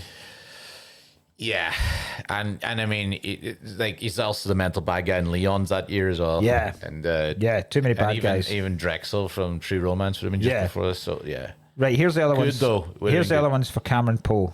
You'll be able to guess some of them. it'd be like Gary Oldman. They'd have to make a new character though. They'd be like Yeah. the British Tea Party murder. So Schwarzenegger, Stallone, Van Damme, all considered for Cameron Poe. No. I don't think No. you can't have too big you can't have a big muscular. Well, I know he's muscular in this. No, but no, you need you an need- everyman. Yeah, kind of thing. No, just all of them. No, Both Baldwin brothers, William and Stephen. no. But Although that's better interesting. than the actual. That's interesting. Is Stephen Baldwin's Cameron Poe, Alec Baldwin's Cyrus the Virus, right? Cruise, no. Nah, Johnny Depp, no. Dolph Lundgren, not good not enough. good enough. Not good enough. Yeah, not good enough. Pitt, no. Keanu, no.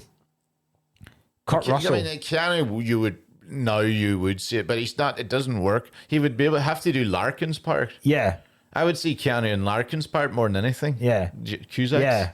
Kurt Russell. Oh, I don't know. Not entirely sure for that. He's a bit too old by this point. Yeah, too old. But whoa. Bruce Willis, no, because he's basically that would basically be John McClane. Yeah. Here's the good one. Swayze. Yeah. Swayze That's is as close. Cameron Poe. That's a good That's as one. close as I think. So that's a different film. Swayze's Cameron Poe, Gary Oldman's Yeah. Cyrus the Virus. Still a great film, I think. Yeah. Oh, I know. You know who should play? What do you call it? Fucking Buscemi's character, Peter Dinklage.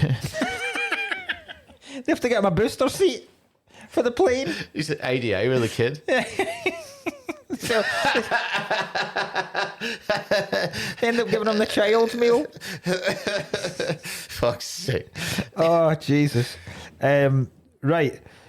The questions. Right. One last thing that I really, really love. I love the fact in the soundtrack to this, because they've got the soundtrack from when villains appear. Cage also gets his own kind of soundtrack, which is a guy like basically Ted Nugent fucking doing guitar licks every time he says something. So, or he says, there's two bits in it. One bit where the gunfight's happening in the abandoned airfield, and he knows he's got to run from there to the plane. I can't even remember what he says. Says something like, things are getting real tense around here, but here we go. Yeah. The other bit is when Bubba Gump's dying, and he goes, what's happening there made me think God doesn't exist. And he goes, I'm about to show you that God does exist. And it goes, he just gets guitar riffs after every cool thing he says. What played too when he came off the boat? You know when he's like bathing in the sun. Yes. Flick it, it's like a Vidal Sassoon advert. Yeah. Herbal essence. Right, here's the questions, right? Right. I've already tackled why they have to fly all the worst people at the exact same time on the same flight. Yeah. I think all decisions made by the DEA, the Marshals Department, and the prison guards are terrible. Why the fuck do they have basically a mini army's arsenal in the belly of this plane? Yeah. At what point does a plane require there to be 3 grenade launchers? Yeah. Exactly. What's going to happen? I mean, I know shit's gone off, Yeah, but at what point did they think things were going to go so bad, so south, that they needed grenade launchers? Fuck's sake. And there's only like 4 people working on the plane. Yeah. You have more staff than people. First would. off. And also, again, like again, what the fuck are all of those little, like, them security guards going to do with all of that? I know. There's more guns than guards. So what are they going to be fucking John Wooing it? Double. We need a rocket launcher and an airplane as well. Even the what army. What a choice. Even the army, their decision to go through that boneyard, the narrowest, to approach these hardened criminals in a tunnel. I'm no military strategist. I could have worked out what to do with them. Yeah, let's not go into the narrow tunnel. Why? You know? We've got an entire desert here. Yeah. Why are we confining ourselves to a tunnel where there are clearly higher up advantage points that people could snipe us from? Why? Make sure you all stand close together. It's fucking ridiculous. Also, Nobody smelling propane. How does nobody smell 90 cans of propane being leaked at the same time? You had to hear it. If it wasn't hear it, you'd certainly smell it. But so right. Seems like we're in a small gas chamber. Just walk slowly and together. Yeah, great. I Outsmarted by a load of pedos, basically. Did I? Yeah. The army. As genius as Malkovich is, why does he leave every single bit of evidence over the whole plan in his cell?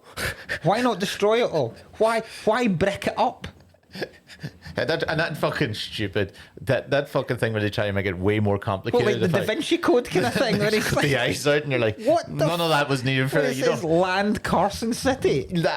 Land Carson City. Meet Carson City, was it? But that's not the kind of thing that there must have been some other way to remember that or to deliver that message. Yeah, and then you go, and don't touch anything, and the guy's like, was that the guy that was like, do not open box? And he's sitting, hey, Jimmy, they told you not to touch that.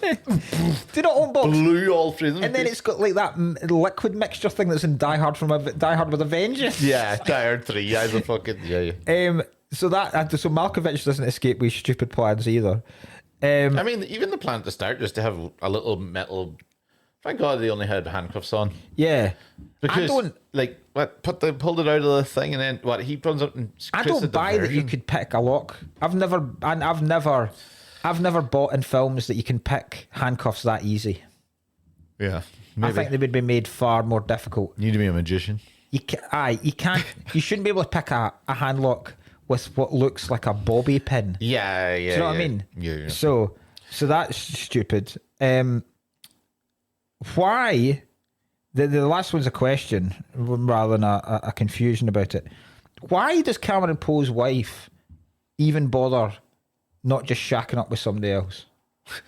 Why? Why? Just because? Well, why? Because he's been away for years and years and years in the military. She hasn't seen him. The night within hours of him arriving home to who he now knows is a pregnant wife, he's murdered another man, and then the next day or the next couple of weeks sent to prison for 10 years. So from them getting married, how long has he actually spent any time with her? Because it seems like it's those hour and a half at that restaurant. Yeah. That's the only time, yet she's dedicated to the point where she'll travel to Vegas to see him. That's so great. Imagine if that was actually, it's even worse, and that was actually a hinge date he was turning up on with the army uniform. Yeah. Oh, he never actually even fucking better. They don't know you worked here. Jesus Christ. By the way, shout out that is there more questions? What last question? Yeah. How many people do you think how many people do you think die in Vegas when that plane lands? Oh, so that is one of the Thousands. things. Meanie was actually right about the shooting that plane down over Vegas. Why is it not shooting down? He's like, he was completely in the wrong the entire film. Every time making arsehole, usual, the arrogant guy that can't see him. Yeah. Very good person to hire for it. Just he's rambly. I think he's funny in this. He's always funny. I think anytime he's slagging off Cusack, he's brilliant. Yeah, I love fucking Irish treasure. Yeah, is calling me, but and he was in that. This is his run as well. He was in Die Hard 2. Yeah, he was a pilot in He's pilot in Die Hard 2. He's got a bigger role in this and everything. But the fact that he's great line when he turns up in the car as well. Yeah. What is it? He says, wow, she's beautiful. And he goes, sunsets are beautiful. Newborn babies are beautiful. This is fucking spectacular. It's a great line. The car thing is very funny as well, Dragon. But you are right. That plane would have been shot down. Oh, it had to have been. Regardless of who's on the flight. No, they would have been like, we have tried everything. They had exhausted everything. Yeah. And he's like, Cameron Poe's in charge. Like, yeah, one of the criminals. Yeah. We can't really risk. Yeah. Hoping that you've got your theory works over the people. Like, I know there is a prison guard on there, right? That's a shame. But they're about to fly over the only populated part of this desert. You're crashing anyway. Yeah, you're crashing it. Yeah, exactly. It's going to crash. Whatever happens, why assume she's going to survive the crash into the Vegas Strip? Exactly. So there's no. You're assuming a guy, convicts who crashed this in the. Like, thousands of people are dying because there's not enough time for them to completely evacuate the Vegas Strip. It was about to land by the time he just goes. They just launch into cars, buses, trains, people in casinos, people in phone boxes, passers-by. Larkin would go to jail. They would all go to jail. Yeah. Every single one of them would go to jail for this. That's so funny. It's an insane decision to allow it to land on a street. Yeah, do you know what? And it's such a fucking funny, and you think it's the big end, and you see like just fucking Cyrus the Virus on top of a thing going like... Not even try to hide himself, and then look straight at Cameron Poe. It's like, except to go, chase me. Yeah. Come and catch me. Pull down his arse.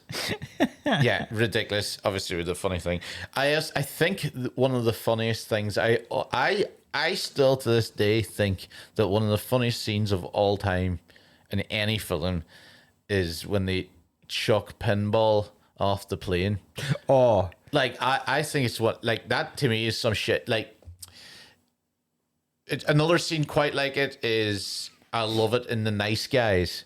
Do you know when Russell Crowe and Ryan Gosling try to get rid of the body and they push it over the wall, but they don't realize the whole just falls down to a party and just goes clean through the table? Yeah. A dead body smashing from a height is so funny. That is funny. And then they even put, like, again, comic relief and like the music, and he's cleaning bird shit off his car. And it is very funny seeing the dummy that they've made of Chappelle as well, flying through the air. They didn't even need the dummy. That felt like a dummy as well. It was stuck in the landing gear. Oh, that looks like plasticine. I was like, just have him sitting there. Yeah. Or just have him facing down. So anything. Like, have him facing down because you know it's him because he's got the US Marshals jacket on. Yeah. Just have Ving Rhames going, oh, there's what happened to pinball. You don't need to make a mold of Dave Chappelle's face that looks awful. Yeah, I was sitting there going like, Jesus Christ, are they trying to pretend it was frozen a bit or something? Maybe is that what they're trying to do? His teeth are almost chittering. Yeah, paper mache. He turned into paper mache. Yeah, but very funny death falling from there. The fact that the music plays and you see his body going, falling over the skyline is so funny. Like coming down like Spider-Man. The chances of being able to read anything off that shirt, he would have exploded. A human body landing from a plane onto a car would have just been obliterated. Just a piece of paper. Just a piece of it. It says L. I think it was an L. Yeah. And also, like, also, they were like, I think if you chucked a guy off a plane and he hit the thing, you don't need a message. They're going to be like, a lad's come off the fucking, we don't have to trace. They're like, okay, well, that's the thing for me. Let's trace that. Wait a minute, we're missing a plane. We're missing a plane. Yeah. And a guy fell out of the sky. Pick up that guy's teeth. From the road. Let's do some quick dental records with this guy. Turns out he's on this plane. Yeah, either way, you're checking that area. The exact same thing that happens. You're going that way along that thing. Oh, my God. It's so funny. Another thing I will say about the treatment of the cross-dresser was also the fact that, they don't treat women like that as well. Yeah. Another thing, they had to really hammer down that. Like, I think they probably had to over-egg it because Johnny 24/3 was such a terrible Very possibly, aye. Yeah, they were like, right, you had to make them literally beat him his head into the bar. Don't treat women like that. Don't treat women like this. Makes it sound like he's not tipping them because they're women. Yeah, he's not pulled a chair out when they're sitting down. Yeah. Pull it. Is it like ripped 600 people apparently? Yeah, you're making them sound unchivalrous. Yeah. Don't treat women like that. Yeah. Raping 600. Yeah, as if you're a boss and you've not been paying them the same as the men. Fuck me. And by the way, another scene I noticed in the background, I don't know if you knew this, and this was quite funny because he's the black nationalist. Did you see Ving Rhames whipping? No. So you know when they're pulling the plane out and all the guys had ropes around them? Is he whipping them? Thing. Ving Rhames is standing with a whip. Wow. I don't know where he got the whip. Amazing. But he's whipping one or two of the guys. He must have been, I didn't see because it flat. And I went, what the fuck? I've never seen that before. So he's actually whipping people, right? So he's obviously doing the black nationalist, right? But after the I wonder, he must have been whipping one of the white guys. Aye. That would have been, but That's I was very, such very, subtle very thing. funny. And I was like, well, I've never seen that before. Like, That's very funny. Right, before last thing I'll say, 3 things I love about this film that we've not talked about so far, and it's just 3 random things. I love the fact that it's just, there's a bit at the start, a bit of preamble, and then it's just 3 action scenes. yeah. So you've got the whole taking over the plane, then you've got the whole bit at the boneyard, then you've got Vegas. Yeah. Fantastic. Just, right, massive class scene, even better class scene. Let's just fucking crash it into Vegas. yeah. Too bad the top to do something really spectacular. I like slow motion walks of oiled up dudes carrying heavy things. You get a lot of it in this. There's one with Ving Rhames where he's carrying a massive rope, it's almost like a fucking ship's anchor at one point. And then you get the rest of the dudes walking with the propane tanks. And then you get fucking Swamp Thing, the guy that's... there's a lot of bare-chested, oiled up, slow motion walks for dudes in this, which I'm a big fan of. Final thing. The ending credits that are done like a sitcom. I love it. Predator again. Exactly like Predator. I absolutely love it. To the fact where it's not even taken. Even Cyrus the Virus is having a laugh in it. It doesn't really make sense. Or not doesn't make sense. They're all smiling. They're all smiling. They come to your man. He's got his finger in some kid. It's incredible. It's like the end of Cheers. It's so funny. God.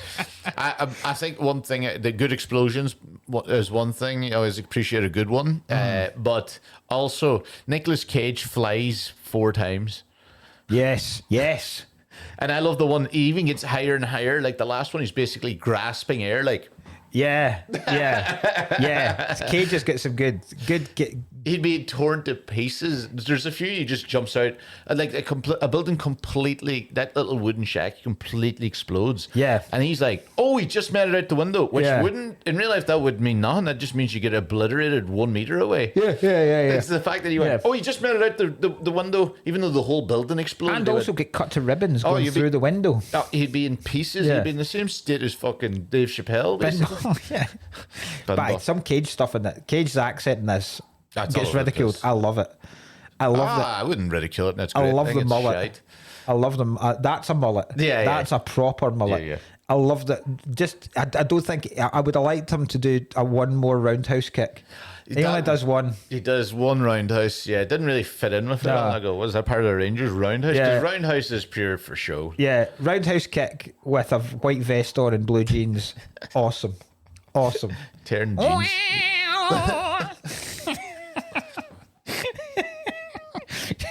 Such a stupid, it's like the film is so over the top and stupid. What a fucking great film. True joy. Absolute brilliant film.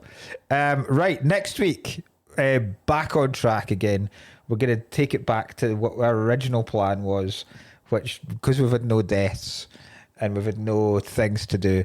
I think once the World Cup starts, I was gonna propose to you, right, that once the World Cup starts, because when we did the Euros, we did football films, and I think we've pretty much picked the only 2 football films we could do. Yeah. Because we did Escape to Victory, and we did Goal. Mean Machine, the Vinnie Jones one, nah. Nah. And Damned United, I don't really consider Oddly, they're not real football films. Oddly, not. Yeah. So what I was going to propose was, how about a double header of we do Green Street and the Football Factory? yeah. So we do 2 hooligan films in a row. Yeah, okay, I'm up for that. Hooligan films, that's perfect. Right. So once the World Cup starts, we'll do 2 hooligan films. Great. But next week is a DVD that I've had sitting there for ages, right pretty much right from the very start of us doing this, and I've never got round to it because I've never seen it. I've never heard anyone that's seen it, but I think it might be quite funny. It's starring 50 Cent. Oh, It's Get Rich or Die Trying. fuck's sake. I don't think I've seen Get Rich or Die I've Trying. never seen it, so we're going to be doing that. That's going to be We're great. going to be doing 50 Cent's 8 Mile next week. Have you seen 50 Cent act before? No. Oh, I can't wait. He's bad. This is what I'm thinking. Yeah, he was awful in a couple of... He did a one with Danny Dyer, didn't he? I don't know. I don't actually know any of his He other did roles. something called like 52 Dead Men Walking. Something like some shit film. I was like Danny Dyer and 50 Cent. I was like, what? Yes. I feel like that exists. Yeah. Right. So what else? What do we have to do then? Oh, we're going to go to the Patreon. We're going to have to do Bridget Jones. We're doing Bridget Jones, yeah. We're doing Bridget Jones once we get back from Croatia. Because we don't have the fuck. We've got Bridget Jones coming up. We've also got that fucking film. Oh, we have Bridget Jones and What is that because film? we have our May film. We still have basically Bridget Jones is the May film, isn't Yeah. it? And no, Bridget Jones isn't. Bridget Jones is Bridget Jones is just a thank you and an apology. An apology one. That's right. We actually just have Because we had a couple of short Patreon weeks. We're doing Bridget Jones. We've got Bridget Jones coming up on Patreon. We've got, what's it called again, that bloody film? I'll put up my drunken set as well. Yeah. So if you want to go to Patreon, we're going to go and discuss what we think is about the top 5 action films. We'll answer some questions as well. Yeah, we have to get through your Ask Me Anything. We're getting through And some of them. we've got the Adam Sandler. Oh, film. that's my boy. That's my boy. So we're going to do that as part of our May film. And get your suggestions in for our June film, which is In and to Do with Dogs. Hi. Because the month of June has National Walk Your Dog Day. Yeah. So any dog films whatsoever. I would even have accepted Con Air in that because Diamond Dog. Yeah. So it could be a character called Dog, or it could just send us dog films. Yeah. Just Bingo. any films where dogs, particularly if dogs die. I'd love to see us maneuver and navigate the one thing that people hate the most in films. Yeah. Does a dog die in this? Does a dog die in this? .com. Have you been on it? Oh, I've been on it. Yeah. There's no other animal though. Does a cat die in this? Yeah. Does a horse get shot in this? Fucking bullshit too, eh? Does a pig eat a man in a Starbucks in this.com? The pig hunter, the hunting. There's not even a pig hunter. Yeah. So yeah, go to Patreon. Loads of episodes coming up. Go on and see Ryan's worst death for fucking years that he'll put up. I did, presume. Yeah, no, it was bad. I know this. I know it was bad because another comedian came back the other day and she went, God, that was great. And I was like, you saw me in Freddie? And he goes, did I? Yes. So I have no idea how bad this is. Yeah. Excellent. But we'll see you next week once we've come back from Croatia and we'll be doing Get Rich or Die Trying. See you later. Bye. Sayonara. Yeah, so,